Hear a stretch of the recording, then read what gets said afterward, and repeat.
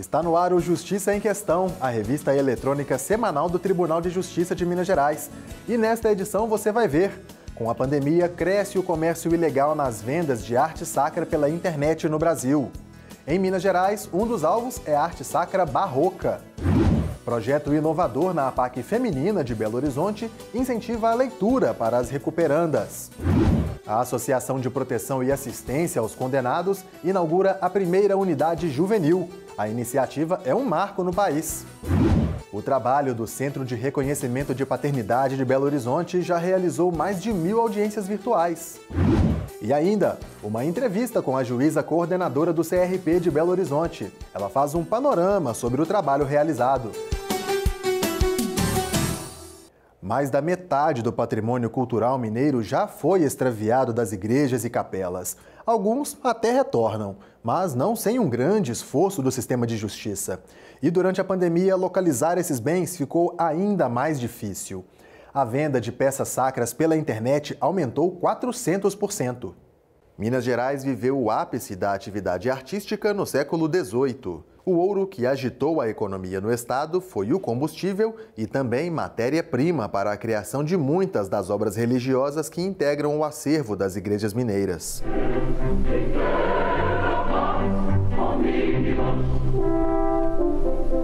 Trabalhos assinados por Aleijadinho e outros mestres do barroco chamaram a atenção e despertaram a cobiça de colecionadores e criminosos. O resultado foi um grande desfalque. Das peças que pertencem a Minas Gerais, 60% foram extraviadas. O ordenamento jurídico brasileiro tem apenas a Lei 4845. O texto proíbe que essas obras saiam do país, exceto para intercâmbios culturais com prazo determinado. De acordo com este desembargador, a ausência de normas exclusivas de proteção ao patrimônio cultural faz falta.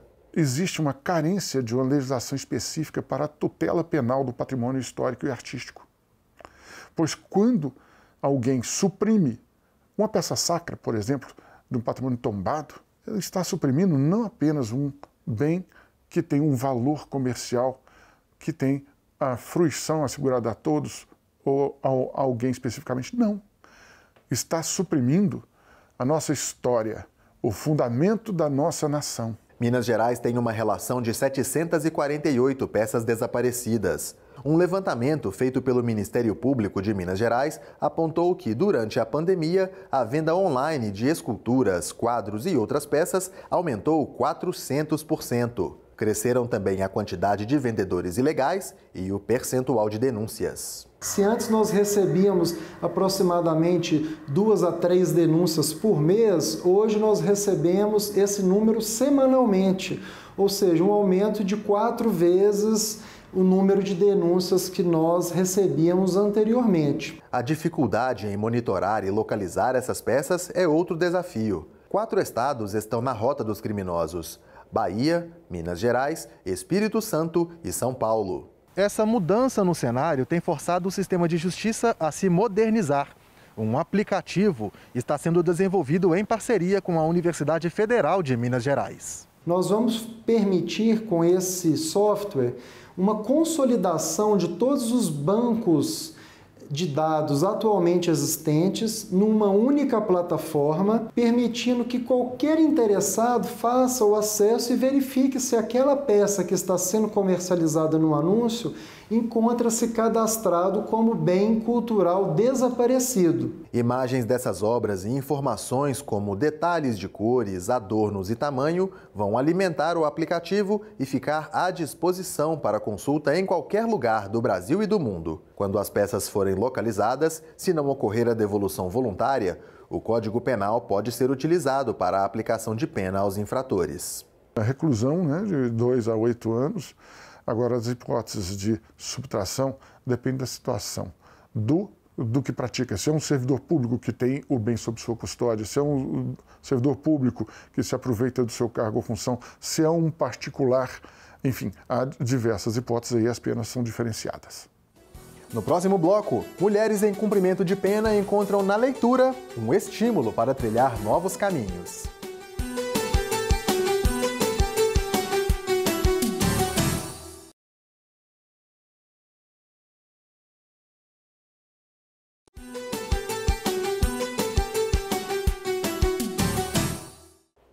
Seguindo o que determina a resolução do Conselho Nacional de Justiça, a APAC Feminina de Belo Horizonte inova no sistema prisional.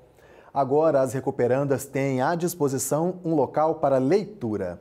O Cantinho do Livro serve para apresentar novos horizontes a essas mulheres. As associações de assistência aos condenados, as APACs, estão integradas ao sistema prisional. Esses espaços priorizam a recuperação e a reintegração social dos condenados a penas privativas de liberdade. Por meio de um método exclusivo criado em 1972, a iniciativa prevê oportunidades para as pessoas modificarem suas vidas. Com o intuito de oferecer às mulheres que cumprem pena na unidade de Belo Horizonte uma oportunidade de incrementar seus repertórios culturais, nasceu o Cantinho do Livro. A iniciativa surgiu por meio de uma demanda das alunas do projeto Caminhos e Contos, a ressocialização pela palavra, que oferece para 40 mulheres que cumprem pena na APAC formação como contadoras de histórias. Porém, o espaço é aberto a todas as recuperandas. São livros repertório. São livros com histórias que elas já conhecem, com contos de fadas, com contos da tradição oral, com histórias de literatura assinada, com grandes autores. São repertório. Os livros foram fornecidos por editoras, voluntários e até mesmo por escritores. Uma das autoras que doou para o projeto foi a escritora mineira Jéssica Macedo. Jéssica escreve desde os 9 anos, publicou seu primeiro livro aos 14. Começou na fantasia, mas hoje escreve diversos gêneros, entre romance de época contemporâneo, infanto-juvenil, policial e ficção científica. Com mais de 50 livros publicados, suas obras são uma das mais disputadas pelas recuperandas. Eles são uma forma de abrir porta, né? Eu gosto de ver eles dessa forma, de trazer pessoas que não estão próximas à literatura a lerem por se identificar, por poder viajar, né? Por encontrar ali uma forma de passar o tempo, de se sentir mais à vontade, de um refúgio, né? Apesar de estar localizado em um prédio cercado por grades, o Cantinho do Livro representa liberdade. É aqui nesse espaço que as recuperandas da APAC Feminina de Belo Horizonte têm a oportunidade de sonhar com outras realidades. A história tira um pouco a gente do lugar onde a gente está, né? É um mundo da imaginação, né? Então, sim, eu acredito que por alguns momentos que eu estou ali contando a história ali, eu saio daqui de dentro. Por muitas das vezes eu me transporto lá para dentro da história. Com esses livros atuais que veio a partir da disponibilidade dessas doações da Rosana, do projeto, despertou um interesse muito grande das recuperandas. Hoje tem livros que já tem até uma fila de espera para que sejam feitas leituras. Antes da chegada das doações, a APAC já contava com uma pequena biblioteca, mas o espaço oferecia poucos títulos. A proposta do Cantinho do Livro é oferecer uma maior diversidade de histórias em um espaço mais aconchegante e propício à leitura. E foram as próprias recuperandas que decoraram o local. Quando esses livros chegou, a biblioteca era super simples. Aí eu e a Nayara, a gente resolveu decorar. Então aquela decoração a gente fez justamente para isso, para deixar o local mais bonito e para chamar mais atenção. Então quando você vai na biblioteca, que tem aquele tanto de livro lindo e aquela decoração automaticamente chama para sentar, ficar ali e ficar horas e horas lendo. A Laís é uma das fãs dos livros da escritora Jéssica Macedo. Desde a chegada dos títulos em abril, ela tem dedicado boa parte do seu tempo à leitura. Quando chegou esses livros, gente, as meninas até reclamam, você não está conversando com ninguém, eu só lia. Fiquei esses 2 livros ali em 2 dias. São histórias emocionantes, são histórias que eu não tinha lido antes e que eu me interessei. Eu estou entrando dentro da história, igual o livro Magia da Jéssica, a Annabelle. Eu imagino que eu sou a Annabelle, ou então o Mosquitinho, né? A Lisa, que é a mentora dela.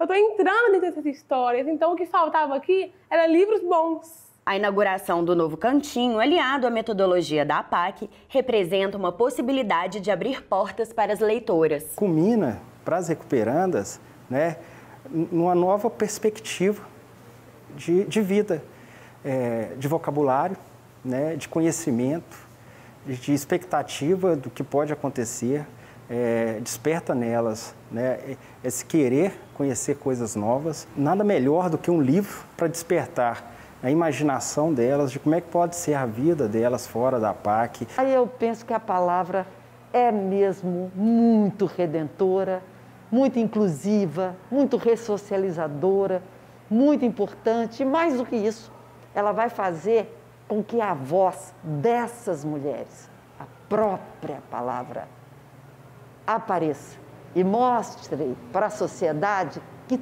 tudo é possível. Tudo, até transformar presidiárias em encantadoras contadoras de histórias. Confira os destaques da semana do Judiciário Mineiro. Foi realizada na sede da Justiça de Minas a reunião do Grupo Gestor do Fundo Especial do Poder Judiciário, que apreciou o relatório fiscal e aprovou as contas referentes ao ano de 2020. O presidente do tribunal disse que no ano passado, muitos gastos previstos e aquisições não aconteceram, principalmente por causa da suspensão das atividades presenciais no Judiciário Mineiro por cerca de 7 meses, devido à pandemia da Covid-19. Durante a reunião, o diretor da Secretaria Executiva de Planejamento e Qualidade na Gestão Institucional, João Vitor Rezende, apresentou o relatório fiscal de 2020 do Fundo Especial do Poder Judiciário. João Vitor Rezende disse que o documento faz um demonstrativo de todas as receitas arrecadadas no ano de 2020 e a despesa assumida no mesmo período. Anualmente, os órgãos da administração pública devem encaminhar os relatórios de execução financeira para o Tribunal de Contas do Estado, o que precisa ser feito até o dia 31 de maio. Participaram da reunião desembargadores titulares e suplentes do Grupo Gestor do Fundo Especial do Poder Judiciário, além de juízes auxiliares e diretores do TJMG. O juiz Habib Felipe Jabbour tomou posse como desembargador do Tribunal de Justiça de Minas Gerais. Ele irá integrar a 18ª Câmara Civil do Tribunal. O juiz Habib Felipe Jabbour é natural de Juiz de Fora, ingressou na magistratura em 1988. Foi juiz nas comarcas de São Romão, Januária, Manga e em Uberaba, por quase 30 anos, onde atuou como titular da 2ª Vara de Família e Sucessões.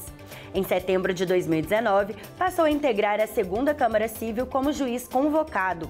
A aprovação na sessão do órgão especial foi por unanimidade e seguiu o critério de antiguidade.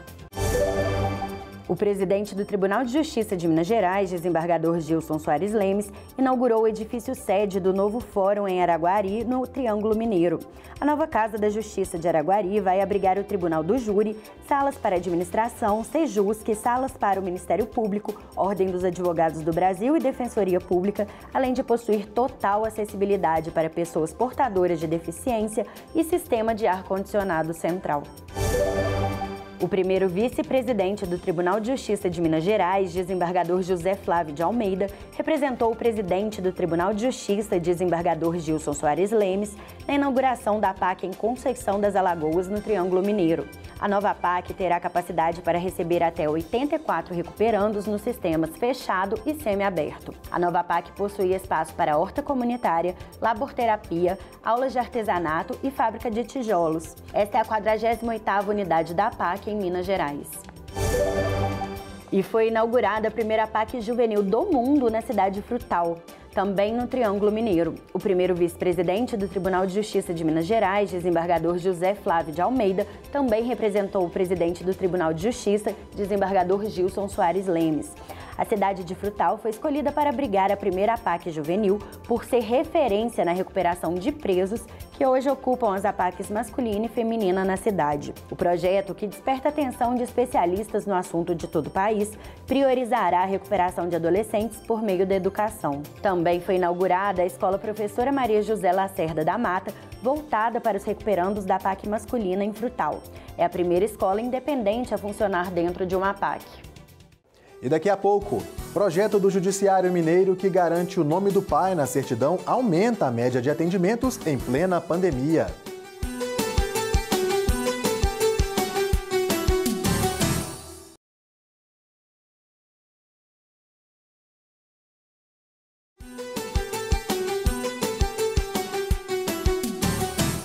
Em 2010, o Conselho Nacional de Justiça pediu aos tribunais do país que buscassem nas escolas a relação de crianças que não tinham o registro do pai.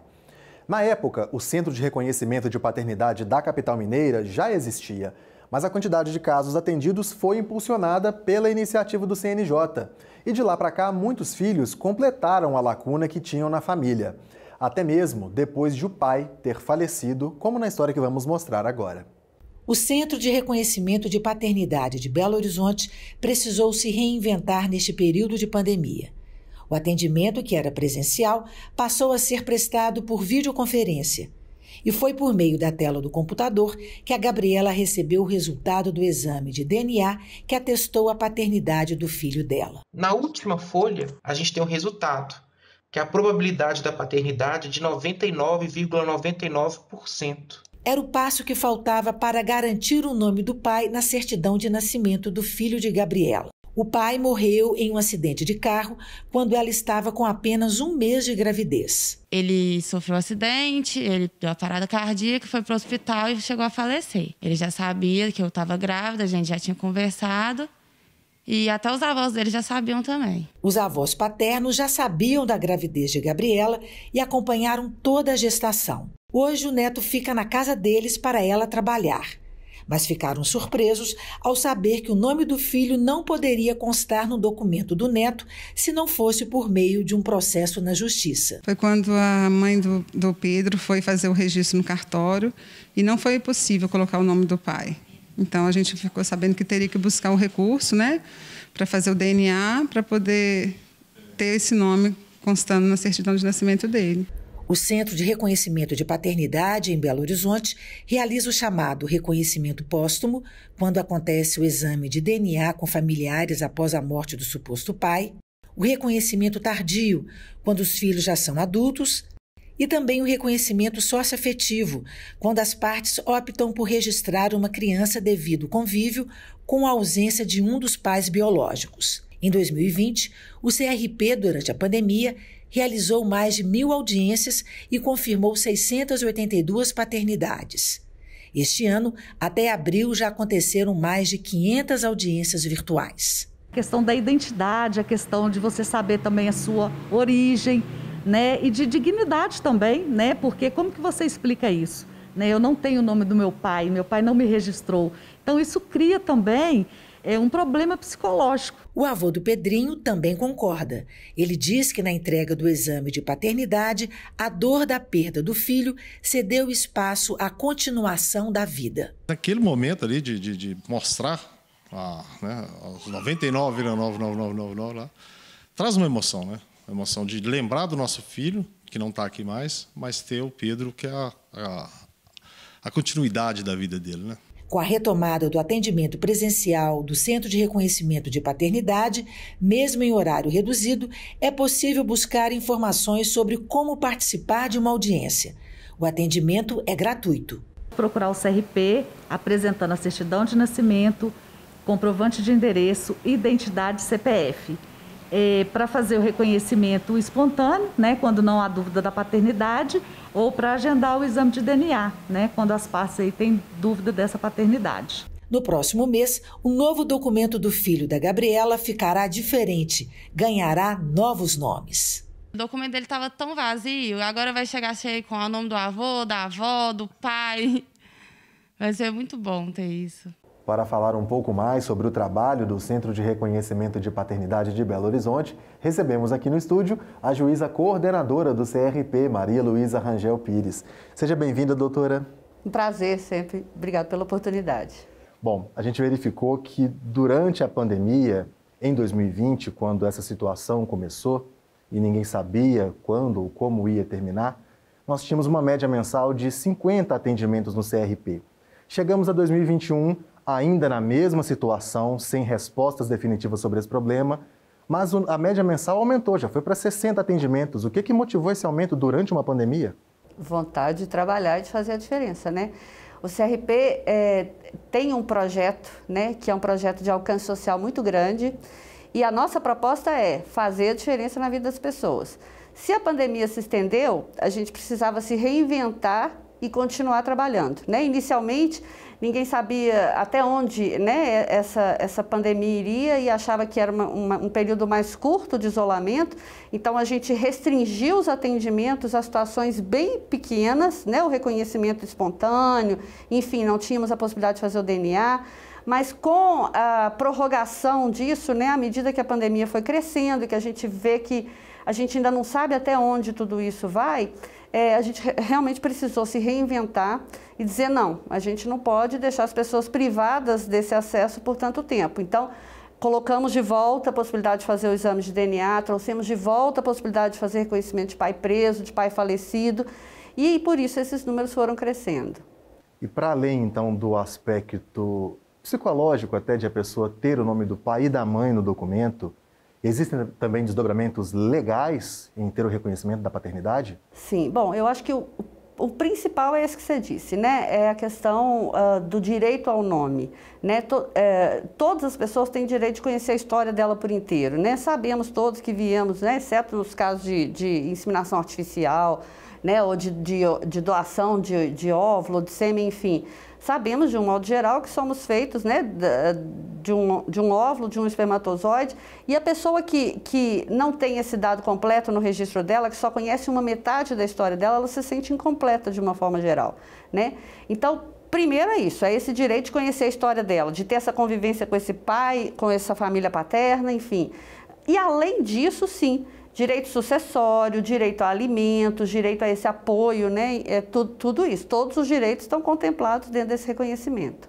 Nesse momento, nós estamos vivendo uma situação em que muitos pais, muitas mães estão perdendo a vida por conta da Covid-19.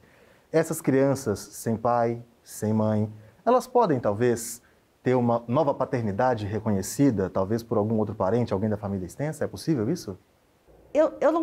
Eu nem vincularia essa resposta à questão da pandemia em si, porque eu acho assim, eu fico pensando que uma criança, um adolescente, até mesmo um adulto, né, vamos imaginar uma situação que perde pai e mãe, né, numa pandemia, o vínculo afetivo dele com pai e mãe já está estabelecido de uma forma que eu acho que não cabe um outro pai ou uma outra mãe nesse lugar, sabe? Mas pode acontecer? Pode. E acontece muitas vezes na prática, independente da função da pandemia. É quando alguém efetivamente, seja por qualquer fator, esse pai não exerceu o papel de pai, nunca foi um pai de verdade, ou esse pai faleceu mesmo, enfim.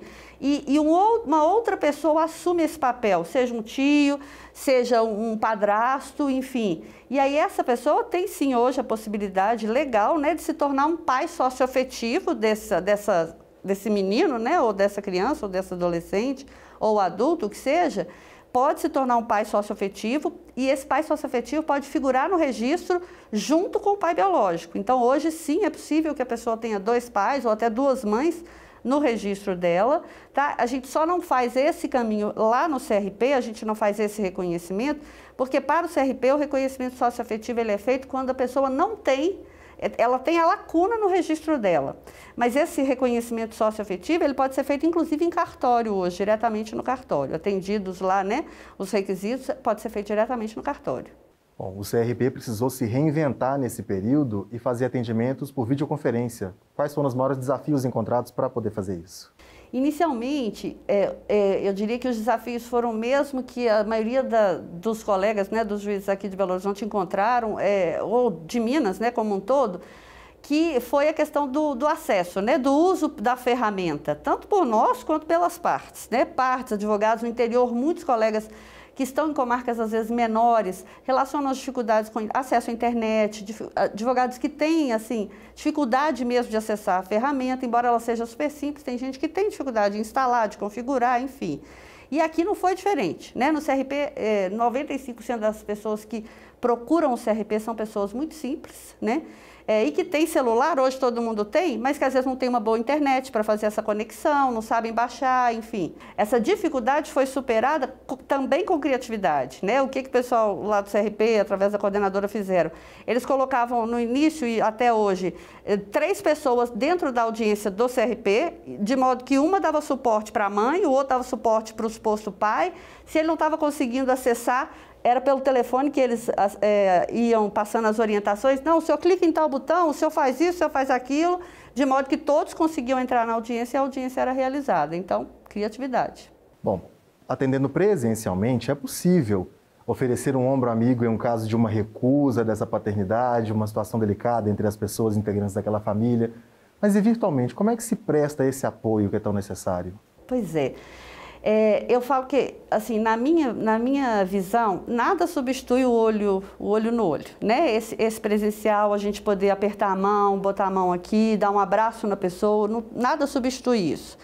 Mas, virtualmente, é a palavra, enfim, é isso mesmo, é esse afago, e isso a equipe do CRP é muito bem treinada para fazer, né? A gente tem sempre o cuidado de ter, junto com a equipe, a gente tem estagiários de direito e a gente tem estagiários de psicologia. Quando a gente vai divulgar um resultado de DNA, normalmente a gente já sabe o resultado antes, e a gente tem muito cuidado de separar quem vai fazer cada audiência, exatamente porque a gente sabe o tipo de suporte que aquela audiência pode demandar. Então, se é uma audiência que vai demandar um cuidado maior, porque é um resultado negativo, por exemplo, para uma adolescente, é o estagiário de psicologia que faz, junto com o estagiário de direito, porque ele tem uma condição melhor de levar essa palavra. Então, a gente procura fazer isso virtualmente também. Mas é claro que eu acho que o resultado nunca vai ser o mesmo do presencial. Ok, muito obrigado pela sua participação, doutora. Eu que agradeço a oportunidade. O Justiça em Questão fica por aqui, mas você pode acompanhar o nosso conteúdo pela internet. O nosso canal é youtube.com/Justiça em Questão. Para enviar mensagens, críticas ou sugestões, escreva um e-mail para justiçaemquestão@tjmg.jus.br ou para o nosso WhatsApp. O telefone é 31 98462 1532. Um grande abraço para você e até a próxima edição.